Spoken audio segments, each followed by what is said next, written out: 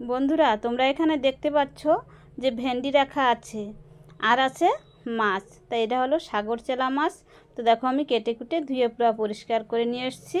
তাই এটাই দিয়ে আজকে আমি রেসিপি, দারুণ একটা রেসিপি বানাবো। এই যে দেখো আমি মাছগুলি হলুদ আর লবণ আর লঙ্কার গুঁড়ি মেখে নিয়েছি, এখন আমি ভেজে নেব। আর ভাজার জন্য দেখো কড়াইতে আমি তেল দিয়ে দিয়েছি। তো তেলটা গরম হয়ে গেছে, এবার আমি মাছ এক একটা করে ছেড়ে দিচ্ছি। মাছগুলি সুন্দর করে ভেজে নেব। আর দেখো এই পাশে আমি ভেন্ডি আর দুটো মাঝারি সাইজের আলুও কেটে নিয়েছি। তো আমার দেখো মাছগুলি কিন্তু ভাজাও হয়ে গেছে, সুন্দরভাবে মাছগুলি আমি ভেজে নিয়েছি। আর দেখো মাছ কিন্তু একটাও ভাঙে নাই। তো এখন আমি সেই মাছ ভাজা তেলের মধ্যেই দিয়ে দেবো আমি কেটে রেখেছিলাম এই যে ভেন্ডি আর আলু। এটা আবার আমি সুন্দরভাবে ভেজে নেব এই কড়াইতে দিয়ে। এতে আমি লবণ, লঙ্কার গুঁড়ি, হলুদ কিছুই দেব না। শুধু এইভাবেই কিন্তু আমি নেড়েচেড়ে কিছুক্ষণ লাল লাল করে সুন্দরভাবে ভেজে নেব। এটা ভাজার কারণ হচ্ছে এরকম করে ভেন্ডি ভেজে নিলে কিন্তু ভেন্ডি থেকে লোট বেরোয় না। তো দেখো এবার আমি ভেন্ডি আলু ভাজা হয়ে গেছে, এবার আমি তুলে নিয়ে সেই কড়াইতে আবার দিয়ে দিচ্ছি কিছুটা সাদা তেল। তো সাদা তেলটা কিছুক্ষণ আমি গরম হওয়ার জন্য ছেড়ে দিয়েছিলাম। তো গরম হয়ে গেছে, এবার আমি দিয়ে দিলাম ফোড়নে কালো জিরে আর দিলাম দুটো তেজপাতা। তো এটাও আবার আমি কিছুক্ষণ নেড়েচেড়ে ভেজে নিলাম। তো এবার আমি এর মধ্যে দিয়ে দেবো বন্ধুরা দেখো একটা বড় সাইজের টমেটো আর দুটো কাঁচা লঙ্কা কেটে রেখেছিলাম সেটা। এটাকে এবার আমি কিছুক্ষণ নেড়েচেড়ে ভেজে নেব। তো তারপরে আমি দিয়ে দেব পরিমাণ মতো লঙ্কার গুঁড়ি, হলুদ আর লবণ। এটা আমি একটু জল দিয়ে গুলে রেখেছিলাম, তাহলে আর কড়াইতে দিলে পুড়ে উঠবে না, তার জন্য আমি দিয়েছিলাম। এবার আমি কিছুক্ষণ নেড়েচেড়ে সুন্দরভাবে ভেজে নেব। তো দেখো ভাজা প্রায় হয়ে গেছে, মশলা থেকে কিন্তু তেল ছেড়ে দিয়েছে। তো এবার আমি দিয়ে দেবো পরিমাণ মতো কিছুটা জল।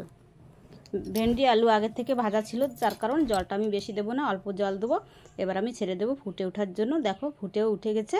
এবার আমি দিয়ে দেবো সেই ভাজা ভেন্ডি আর আলু। এই যে দেখো এইভাবেই কিন্তু আমি হালকা ভেজে রেখেছিলাম। তো এবার আমি এই ফুটন্ত ঝোলের ভিতরে দিয়ে দিচ্ছি সেই আলু আর ভেন্ডি।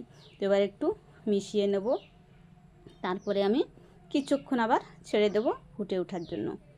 তো এই যে দেখো বন্ধুরা তোমরা দেখতেই পাচ্ছ রান্নাটা কতই সহজ। আর এই রান্নাটা কিন্তু খেতে বন্ধুরা দারুণ লাগে। ভেন্ডি দিয়ে এরকম করে যদি সাগরের চেলা মাছ রান্না যায় তাহলে কিন্তু খেতে ভারী দুর্দান্ত হয়। তো দেখো ভালোভাবে কিন্তু ভেন্ডি আলুটা ঝোল ফুটে উঠেছে। এবার আমি দিয়ে দিচ্ছি সে ভেজে রাখা মাছগুলি। এবার আমি একটা গামলার সাহায্যে ঢেকে রাখবো কিছুক্ষণ। তো দেখো ঢাকনাটা তুলে আমি তোমাদের দেখাচ্ছি যে তরকারিটা কেমন হয়েছে। তো তোমরা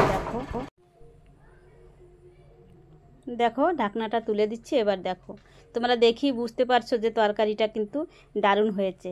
আর খেতে বন্ধুরা কি বলবো, তোমরাও কিন্তু ঘরে এরকম করে একদিন হলেও রান্না করে খেয়ে দেখো। এতে কিন্তু আমি পুরা কোনো মশলা দিই নাই। এবার শুধু একটা মশলা দেবো, দেখো আমি জিরা বাটা। তা জিরা বাটাটা আমি পাউডার করে রেখেছিলাম, সেটা আমি দেখো দিয়ে দিচ্ছি। এবার আমি তরকারিটা তুলে নেব।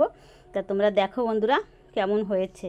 তো তোমরাও কিন্তু ভুল করো না, একবার হলেও এরকম করে সাধারণ ভেন্ডি আলু আর চেলা মাছের তরকারি রান্না করে খেয়ে দেখো। আর আমার রান্না পছন্দ হলে লাইক, কমেন্ট, শেয়ার করো আর সাবস্ক্রাইব করতে কিন্তু ভুলো না, আমার পাশে থেকো। তা বন্ধুরা এখন আর বেশি কথা বলছি না, সবাই খেতে এসে গেছে, এখন খেতে দিয়ে দেবো। দেখা হচ্ছে আবার পরবর্তী এরকম নতুন কোনো রেসিপি নিয়ে। ভালো থেকো।